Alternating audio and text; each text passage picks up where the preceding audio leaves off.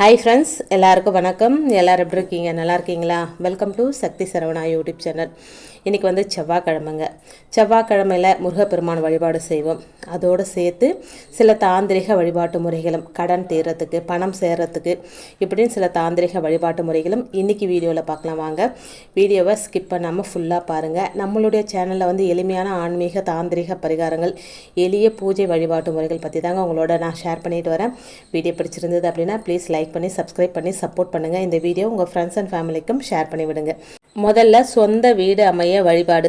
இன்றைக்கி வீடு இருக்கிற பலருக்கும் வீட்டில் வந்து நிம்மதியாக வாழ முடியாத அளவுக்கு பிரச்சனை இருக்குங்க. பலருக்கும் சொந்தமாக வீடு இல்லையே அப்படின்ற பிரச்சனையும் இருக்குங்க. இன்னும் சிலருக்கு சொந்தமாக இடம் இருக்கும், ஆனால் அந்த நிலத்தில் வீடு கட்ட முடியாமலும் கட்டிய வீட்டை முடிக்க முடியாமலும் கஷ்டப்படுவாங்க. அதிலும் வறுமை நிலைமையில் இருந்து கொண்டு வாடகை வீட்டில் கஷ்டப்படுறவங்க சொந்த வீட்டில் வாழ எத்தனை ஆசைப்படுவாங்க அப்படின்றத யாருக்கும் சொல்லி தெரிய வேண்டியதில்லைங்க. அதை அனுபவிக்கிறவங்களுக்கு மட்டும்தான் தெரியும். வாடகை வீட்டில் என்னென்ன மாதிரியான கஷ்டங்களை அனுபவிக்கிறோம் அப்படின்றது வந்து அந்த வாடகை வீட்டில் அவஸ்தைப்படுறவங்களுக்கு மட்டும்தாங்க தெரியும். இப்படி நிலம் வீடு தொடர்பான எந்த பிரச்சனையாக இருந்தாலும் அதற்கான எளிய தீர்வாக ஒரு சக்தி வாய்ந்த தீப வழிபாட்டு முறையை முதல்ல பார்க்கலாங்க. பொதுவாக நிலம் வீடு தொடர்பான அனைத்து பிரச்சனைகளுக்குமான வழிபாடு பரிகாரம் இது எல்லாத்தையும் செவ்வாய்க்கிழமையில செய்வோம். ஏனெனில் இதற்கென அனுகிரகத்தை தரக்கூடியவர் செவ்வாய் பகவான். அவருக்கு அதிபதியானவர் முருகப்பெருமான். இவர்களுக்கு உகந்த நாள் இந்த செவ்வாய்க்கிழமை. இது மட்டும் இல்லாமல் வாஸ்து நாள் அன்னைக்கு இது தொடர்பான அனைத்து வழிபாடுகளுக்கும் பரிகாரங்களுக்கும் மிகவும் உகந்ததுங்க. வாஸ்து பகவானே பூமிகாரகம்தான். அதனால தான் வீடு நிலம் தொடர்பான காரியத்தை தொடங்கும் போதும் வாஸ்து பூஜை செய்யாமல் செய்யறதில்லைங்க.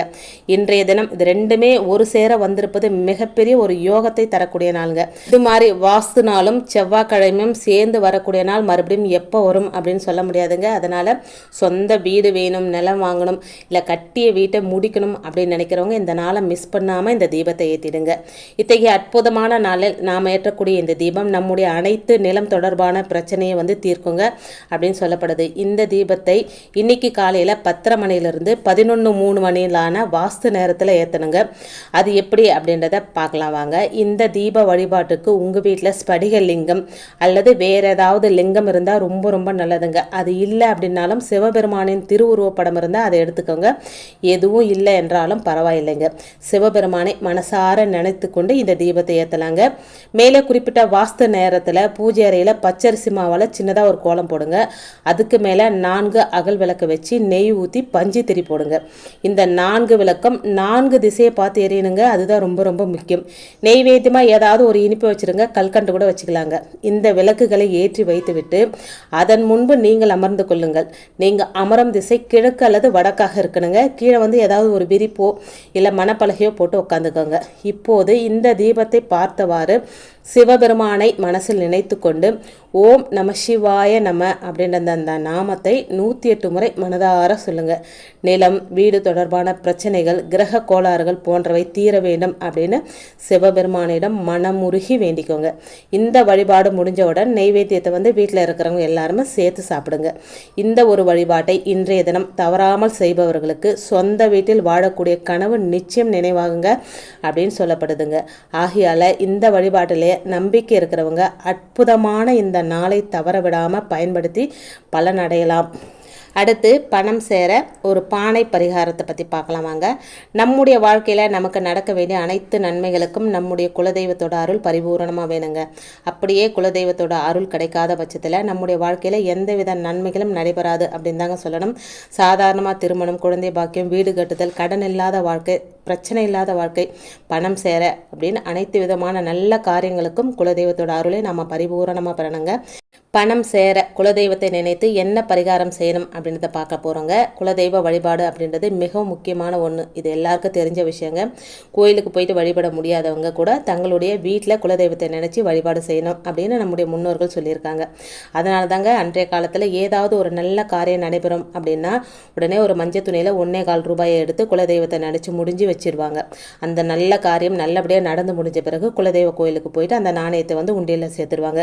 இது இன்றளவும் பலரும் பின்பற்றக்கூடிய ஒரு வழக்கமாகவே இருக்குங்க.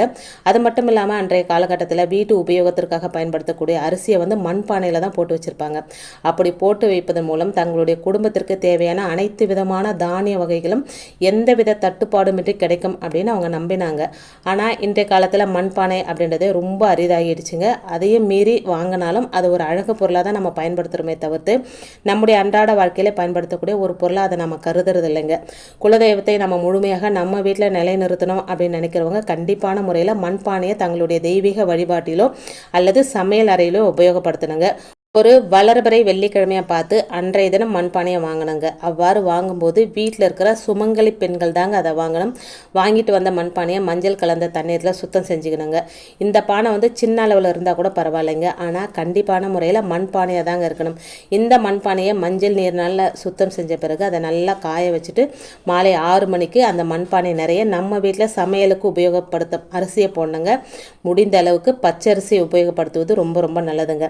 இப்படி அரிசியை நிரம்ப போட்டுவிட்டு அதுக்குள்ளே ₹1 நாணயத்தை போடணுங்க. இப்படி தொடர்ந்து 27 நாட்கள் ஒரு ரூபாய் நாணயங்களை அதில் போட்டுக்கிட்டே வரணுங்க. 27 நாட்கள் முடிஞ்ச பிறகு 28வது நாள் இந்த பானையில் இருக்கிற அரிசி பச்சரிசியாக இருக்கும் பட்சத்தில் அதையும் இந்த ₹27 நாணயத்தையும் எடுத்துக்கொண்டு குலதெய்வ கோயிலுக்கு போனாங்க.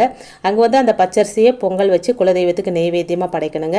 இந்த 27 ₹1 நாணயங்களையும் குலதெய்வ அபிஷேகம் நடக்கும்போது அபிஷேகத்துக்காக நாணயங்களையும் நகைகளையும் கேட்பாங்க இல்லைங்களா, அந்த மாதிரி கேட்கும்போது இந்த 27 ₹1 நாணயங்களையும் குலதெய்வத்தின் அபிஷேகத்துக்கு கொடுத்துடணுங்க. இப்படி நாம் வருஷத்துக்கு ஒரு முறை செஞ்சாலே போதுங்க. நம்ம வீட்டில் குலதெய்வத்தோட அருளால் பணவரவு அப்படின்றது தாராளமாக இருக்குங்க. பணவரவு ஏற்பட்டால் நம் வாழ்வில் இருக்கக்கூடிய பிரச்சனைகள் அனைத்தும் நீங்குங்க. இது நம் முன்னோர்கள் நமக்காக சொல்லிட்டு போன மிக சக்தி வாய்ந்த குலதெய்வ வழிபாட்டு முறைங்க. நம்பிக்கையோடு செய்யுங்க, நல்லதே நடக்கும்.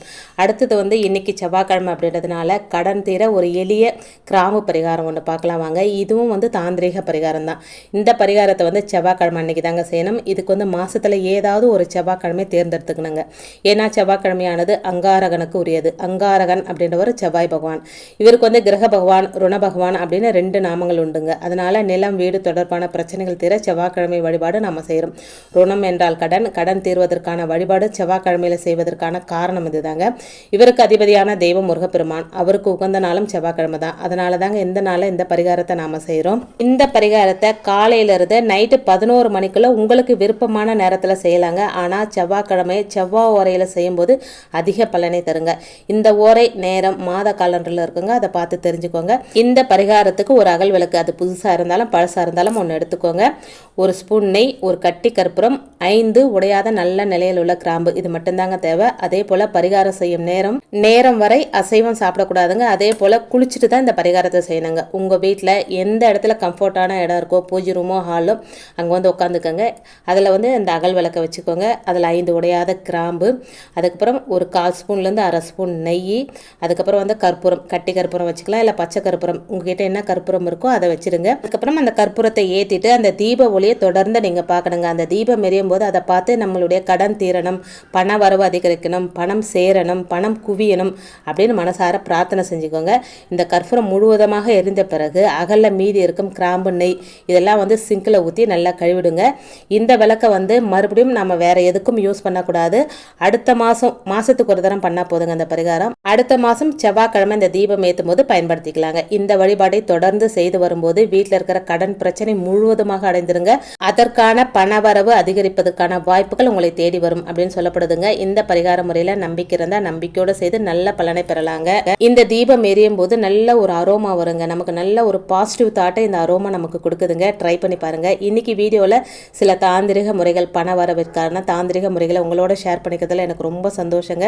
வீடியோ பிடிச்சிருந்தா ப்ளீஸ் லைக் பண்ணி சப்ஸ்கிரைப் பண்ணி சப்போர்ட் பண்ணுங்க. இந்த வீடியோ உங்கள் ஃப்ரெண்ட்ஸ் அண்ட் ஃபேமிலிக்கும் ஷேர் பண்ணி விடுங்க. இன்னொரு எளிமையான ஆன்மீக தகவலோடு சந்திக்கிறேன். நன்றி, வணக்கம்.